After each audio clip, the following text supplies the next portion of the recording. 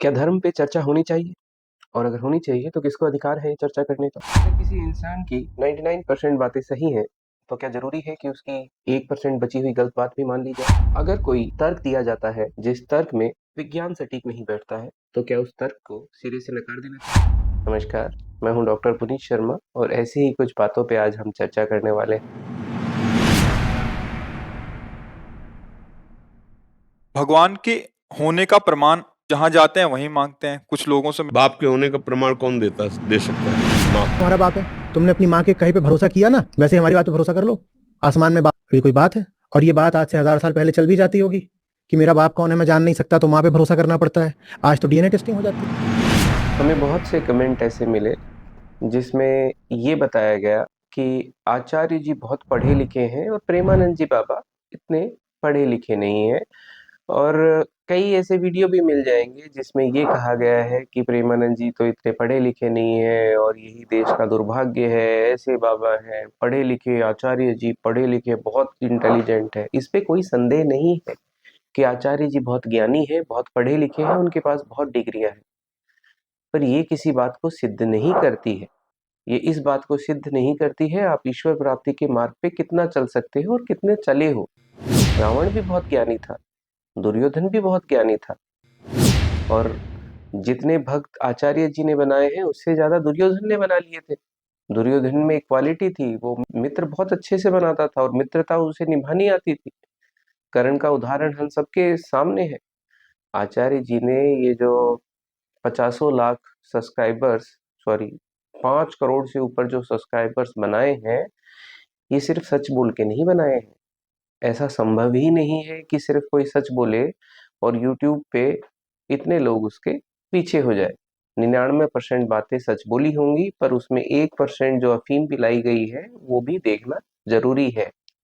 प्रेमानंद जी को और आचार्य प्रशांत को भी मैं काफी टाइम से सुन रहा हूँ। आचार्य प्रशांत को तो मैं तब से देख रहा हूँ जब से उनके 20,000 के लगभग सब्सक्राइबर्स हुआ करते थे। उनके आरंभिक जो सत्र थे उसमें उपनिषद की बहुत अच्छी बात करी हुई थी, उपनिषद की उनकी व्याख्या बहुत अच्छी है। पर अब वो ज्ञान की बात पे ज्यादा कंसंट्रेट नहीं करते हैं, करते होंगे, वो सत्र बुला रहे हैं, ये बुला रहे हैं, लेकिन उनकी मार्केटिंग स्ट्रेटजी में वो ऐसी बातों को डिस्कस करते हैं जो बहुत कॉमन है, जो कोई भी सुनेगा तो लगेगा हाँ ये बात तो बिल्कुल सही है, कचरा तो नहीं फैलाना, नहीं नहीं नहीं नहीं, कचरा नहीं फैलाना चाहिए, नहीं ग्लोबल वार्मिंग हो रही है, हाँ हाँ बिल्कुल हो रही है, रोकनी चाहिए। अब उसको रोकने का कोई जरिया वो कैसे बताते हैं? एक आध जरिए तो मुझे पता है कि शादी मत करो, उनका ये फंडा है, शादी मत करो तो ग्लोबल वार्मिंग रुक जाएगी। और इसके अलावा कुछ उन्होंने बताया हो ढंग का मुझे ध्यान नहीं है। एक तो आचार्य प्रशांत के फॉलोवर से बड़ा डर लगता है। वो लोग ज्ञान से इतने छलके जा रहे हैं, उनमें बहुत ज्यादा ज्ञान है। उनको लगता है कि अगर वो आचार्य प्रशांत जी के फॉलोवर हैं तो बस बाकी लोग उनके सामने बेवकूफ हैं, उनको कुछ नहीं पता, जो हमको पता है वो सब कुछ है। अरे भाई, और भी काफी लोग हैं, और भी काफी संस्थाएं हैं। आचार्य जी से पूछो कि उनके अलावा कौन सी ऐसी संस्था है जिस पे विश्वास किया जा सकता है, नहीं बताएंगे। आचार्य जी अभी ग्रोइंग स्टेट पे है, उनका अहंकार इतना बड़ा हो रहा है कि वो और किसी को सही नहीं बता सकते। नाम जप के ऊपर भी आचार्य जी का ज्ञान आपको मिल जाएगा। आचार्य जी का कहना है कि अरे ऐसे ही नाम जप करने से कुछ थोड़ी हो जाता है, आपको उस नाम का पता होना चाहिए, वो जो आप नाम जप कर रहे हो उसकी महिमा का पता होना चाहिए, वो उसमें ज्ञान की बात करते हैं। देखिए, ज्ञान मार्ग और भक्ति मार्ग दोनों अलग अलग मार्ग है। जो ज्ञानी है वो दोनों को स्वीकार करते हैं। वो ये भी कहते हैं कि भक्ति मार्ग का जो रिजल्ट है वो ज्ञान है, ज्ञान का जो रिजल्ट है वो भक्ति है। कोई ऐसे नहीं कहता कि नहीं बस ज्ञान ही सत्य है, भक्ति कुछ नहीं है। ये कहना तो रूडनेस होगी कि बस मैं ही सही हूँ संसार में, बाकी सब गलत है। आचार्य जी की बातों में कभी कभी ऐसा नजर आता है। आचार्य प्रशांत से हमारा कोई पर्सनल कुछ भी प्रॉब्लम नहीं है। प्रॉब्लम है जब वो अपने अलावा हर किसी को गलत समझते हैं और उनका इन्फ्लुएंस जाता है उनके फॉलोवर्स में भी। मैंने देखा हमारे पुराने शॉर्ट में, पिछले शॉर्ट में किसी ने कमेंट कर दिया था आचार्य अशांत, अरे उनके एक फॉलोवर बड़े ही भड़क गए इस पे और बोलते हैं कि तू होगा अशांत, और बड़ी ही अमर्यादित भाषा का उपयोग किया। प्रेमानंद जी के जो भक्त होंगे वो नाराज जरूर हो जाएंगे, पर इस तरह की भाषा का उपयोग नहीं करेंगे। हालांकि दोनों ही आचार्य प्रशांत और प्रेमानंद जी दोनों ही इस तरह की भाषा का उपयोग करने के लिए मना करते हैं, लेकिन शिक्षा मुंह से दी जाए वही शिक्षा नहीं होती है। एक ऑरा भी होता है जो फॉलोवर्स हमेशा ग्रहण करते हैं। अपने एक वीडियो में आचार्य जी से किसी एक युवती ने कोई प्रश्न किया। आचार्य जी ने उसका नाम पढ़ा और बोला, आपका नाम पंखुड़ी है, क्या आपको पंखुड़ी का मतलब पता है?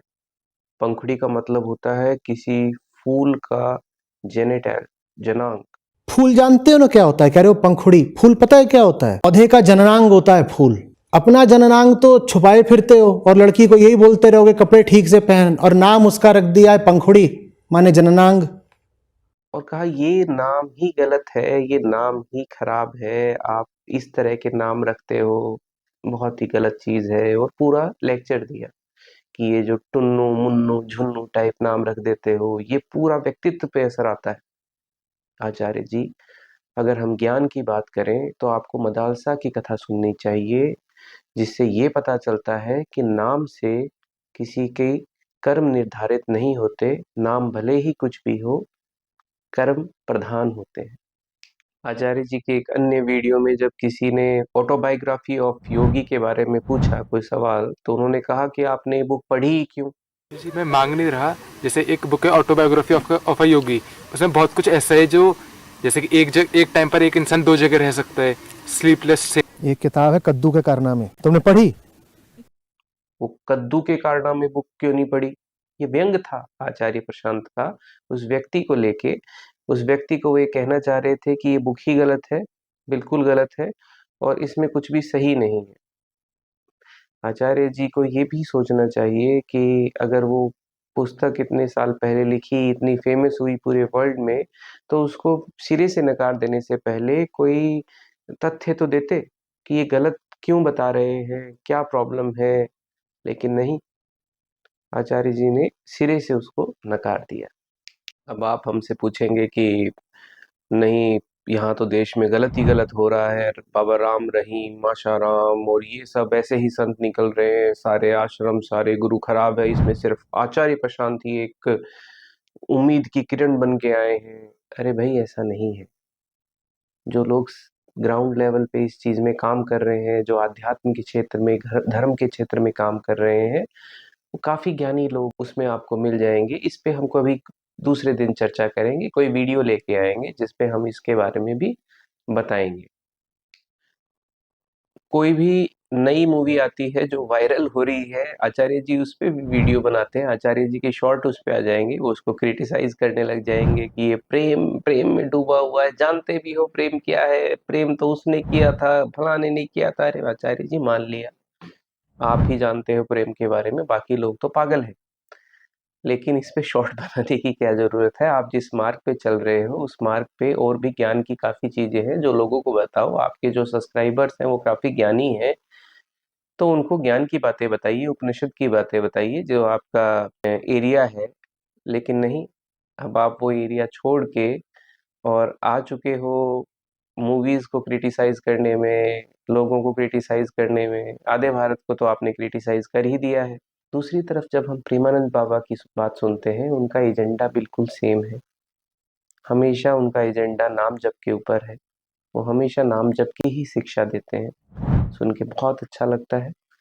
और मुझे नहीं लगता, मैंने नहीं पाया उनके किसी वीडियो में उन्होंने किसी की आलोचना की हो। बहुत मुश्किल है ढूंढ पाना। प्रेमानंद जी महाराज के वीडियो में मुझे कोई भी ऐसी कंट्रोवर्शियल या गलत बात आज तक नहीं मिली है जिससे उनके ऊपर कुछ इल्जाम लगाया जाए या फिर उनके ऊपर उंगली उठाई जाए। यहाँ तक कि व्यक्ति ने आके प्रेमानंद जी से पूछा कि अखंड भारत का निर्माण कैसे किया जा सकता है। प्रेमानंद जी ने बड़ी शालीनता से जवाब दिया कि देखिए, ये पूरा विश्व ही गोपाल का है, कृष्ण का है। मेरे इस जीवन का एकमात्र दिव्य ध्येय भारत देश की राजनीति के माध्यम से ईश्वर रूप में सेवा करना और अखंड भारत का निर्माण करना। बहुत बातें हो गई, किस विषय पर हम इसका उत्तर दें? एक बात से सब उत्तर इसमें हो जाएगा। भारत नहीं, पूरा विश्व भगवान का ही अंश है। तो आप भी भगवान के अंश हो। आप अखंड भारत का नहीं, अखंड चिंतन का निर्माण करो तो सब ठीक हो जाएगा। प्रेमानंद जी महाराज ऐसा नहीं है, शिक्षा आज के जगत के हिसाब से नहीं देते हैं। किसी ने उनसे पूछा कि अगर किसी पत्नी को कोई पति अगर प्रताड़ित करता है तो क्या तब भी वो उसको वैसे ही ईश्वर माने जैसा कि कहा गया है? तो प्रेमानंद जी महाराज ने कहा छोड़ दो उसे, तुरंत छोड़ दो, वो सही नहीं।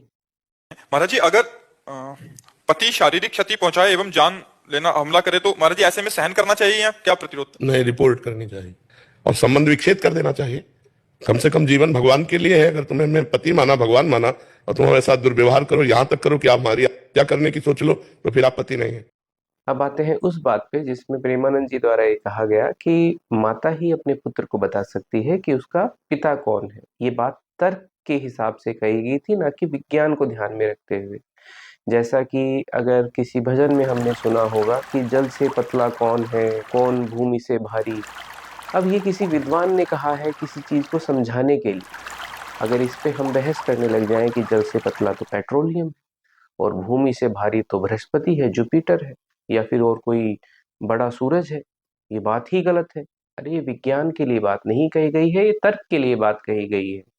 जब प्रेमानंद जी महाराज से किसी ने पूछा कि ईश्वर का प्रमाण दीजिए, तो उन्होंने तर्क के हिसाब से इसको समझाया कि हर चीज का प्रमाण नहीं मांगा जाता, और उसके लिए उन्होंने एक उदाहरण दे दिया। लेकिन इसी चीज को आचार्य जी ने पकड़ा और बताया नहीं नहीं नहीं, देखो ये जो तर्क दिया है इसमें तो विज्ञान ही गलत साबित हो रहा है। अरे आचार्य जी, वो तर्क विज्ञान के लिए नहीं दिया गया था, वो तर्क एक चीज को समझाने के लिए दिया गया था। और अगर आप में इस काबिलियत है तो आप किसी तर्क से समझा दीजिए कि ईश्वर होता है, ईश्वर है। अगर तर्क से ये बात समझाई जा सकती है तो समझा दीजिए। मैंने तो आपके सारे वीडियो में ढूंढ लिया, आपने तो कहीं किसी तर्क से नहीं बता रखा कि ईश्वर है। धर्म को जितना पता है धर्म बताता है, विज्ञान को जहाँ समझ नहीं आता वो मना कर देता है। अगर कोई पूर्णतः वैज्ञानिक सोच का इंसान होगा, वो किसी भी चीज में अपनी राय देने से पहले उसका रिसर्च पूरा करेगा। आचार्य जी की बातों में ऐसी रिसर्च नजर नहीं आती है। किसी भी चीज को नकार देना बिना किसी तथ्य के, मुझे नहीं लगता कि ये इतना सही है। हम बात करें शंकराचार्य के और मंडन मिश्र के शास्त्रार्थ से लेके स्वामी विवेकानंद तक, तो हम पाएंगे कि जितने महापुरुष हुए हैं उन्होंने सिर्फ एक ही बात पे फोकस किया है, खुद को जानना। और खुद को जानने के लिए सबसे पहली चीज है अहंकार का त्याग। आपको अगर किसी महापुरुष में अहंकार नजर आ रहा है तो वो ज्ञानी हो सकता है, उसमें बहुत ज्ञान हो सकता है, वो आपका जीवन बदल सकता है, लेकिन वो सत्य के मार्ग पर नहीं चल सकता। हमें धर्म को विज्ञान के साथ कंपैरिजन नहीं करना चाहिए। मैंने काफी लोगों को बदलते हुए देखा है प्रेमानंद जी को सुनने के बाद, नाम जप करने के बाद। अब इसमें हम विज्ञान लगाएं, अगर हम आचार्य जी वाली फिलॉसफी लगाएं कि नहीं इससे कुछ नहीं होता, ये नहीं होता, ये बात सुनने में तो तार्किक लग सकती हैं, पर जो सत्य है वो इससे कुछ अलग है।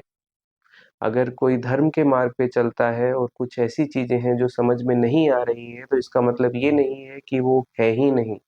विज्ञान में भी कुछ ऐसी चीजें हैं, काफी ऐसी चीजें हैं जो हमें समझ में नहीं आती हैं, पर वो होती हैं। इसकी भी हम कभी चर्चा कर सकते हैं अगर आप लोग चाहें तो। विज्ञान भी हमें सारी चीजें नहीं बताता है, विज्ञान की भी सारी चीजें हमें नहीं पता है। अंत में मैं दोनों के फॉलोअर्स से, अनुयायियों से ये कहना चाहूंगा, इसमें कुछ लड़ने की बात नहीं है। मेरी बात से अगर किसी को कुछ बुरा लगा हो तो मैं क्षमा चाहूंगा, लेकिन हमारी सभ्यता, हमारे देश का इतिहास शास्त्रार्थ का रहा है। हमने कभी किसी को प्रश्न पूछने के लिए मना नहीं किया, हमने शास्त्रार्थ को कभी भी नहीं नकारा। अगर आपको हमारा वीडियो पसंद आया होगा तो अपनी राय जरूर दीजिएगा, लाइक शेयर और सब्सक्राइब जरूर करिएगा। कमेंट करके हमें बताइएगा कि नेक्स्ट वीडियो में हमें किस टॉपिक पे चर्चा करनी चाहिए। धन्यवाद।